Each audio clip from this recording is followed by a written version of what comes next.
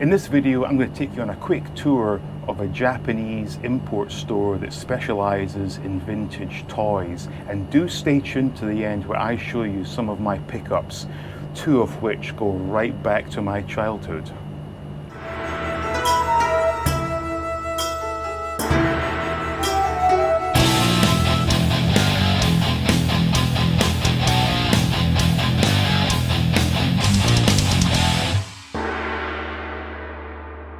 Welcome back. Now, having been in Thailand for quite some time now, I finally got the chance to visit Masaru, which is a Japanese store, and it's just filled with amazing vintage toys, mostly from Japan, obviously, but there were a few things I recognized from the Western world. But without further ado, I'm going to take you on a quick tour, and then I'm going to show you a couple of the items I picked up. And to say that my mind was blown would be an understatement. But anyway, on with the tour.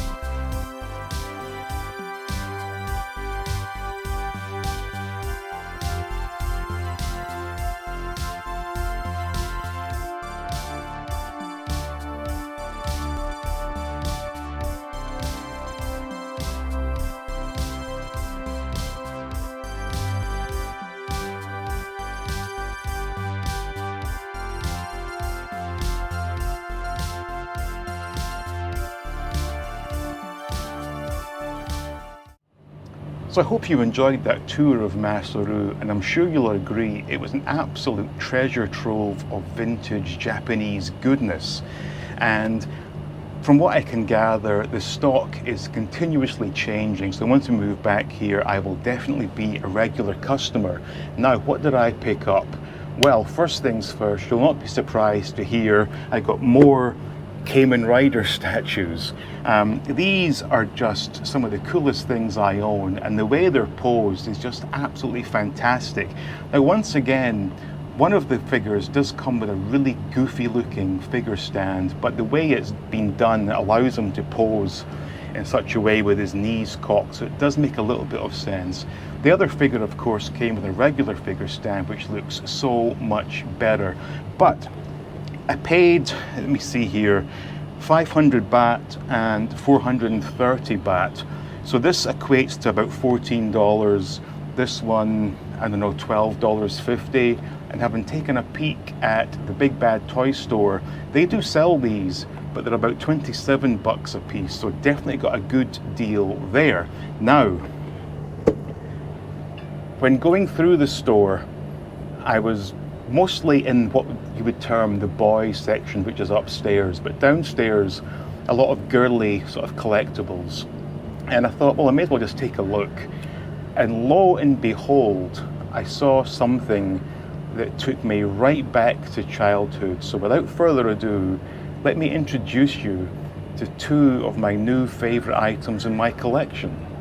Here we have it, not one, but two vintage G.I. Joes. Now, obviously, growing up in the UK, I had Palitoy's Action Man, but these are the exact same figures. Now, whilst my first ever Action Man was a black, flocked-haired, eagle-eye version, I then received Tom Stone, and the last Action Man I got as a kid was the Talking Commander with blonde, flocked hair.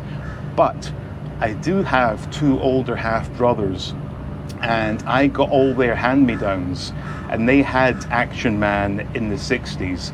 So when in the store I saw the flocked hair, I thought, wow, I gotta get this one, because whilst, as I said, mine all had the kung fu grip and the eagle eyes, I did have this guy as a kid as a hand-me-down. Blonde hair, the painted eyes and whatnot, and the plastic hands, and I thought, I gotta get this. And I couldn't see the price, so the price is on this little paper tag here. I couldn't see it, so I asked the guy to open the case and let me take a look, and to my amazement, it was 899 baht, which I think is circa $25, $26. Now, I've not taken the jumpsuit off yet to take a look at the markings on his butt. We'll do that very soon. But one of the outfits I had as a kid was the Red Devil costume, which came with a red jumpsuit, but this is close enough. Now, obviously, it is a G.I. Joe, but for the purposes of my collection, this is very much one of the Action Man figures I had as a kid. And then I thought to myself, because I never had an orange jumpsuit, I always had the military fatigues. I saw this guy next to him, and I could tell immediately it was a painted hair version. Again, I had a black hair, painted hair as a kid, courtesy of my older half brothers.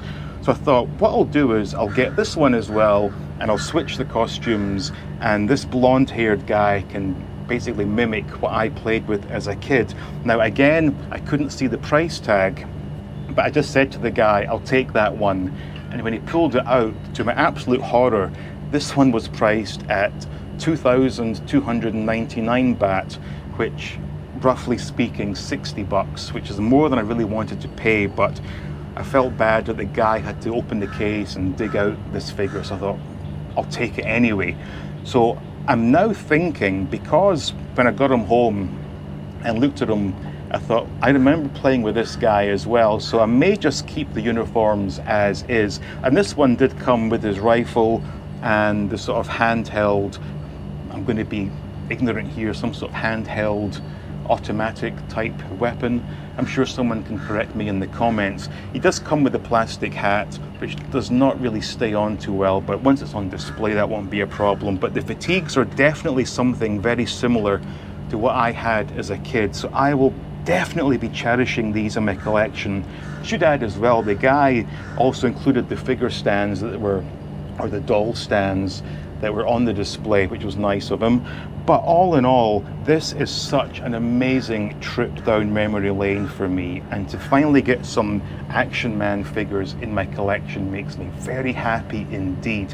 So all in all, it was a wonderful day at Masaru, and in addition to getting a nice price on the Cayman Rider statues, I am most thrilled, and especially for this guy with the flocked hair, to finally get something like this back in my collection. Even just seeing these boots, touching them again, brings back the memories, and you cannot put a price on that sort of feeling of nostalgia. So there you go, that was my trip to Masaru and my wonderful vintage and modern pickups. So please do let me know in the comments what you think of Masaru as a store, but what you think of these G.I. Joe / Action Man pickups. As always, I thank you so much for taking the time to watch. Please do leave a like, it really does help. Please share the video, make sure you're subscribed, and stay tuned for more videos from All Things 80s.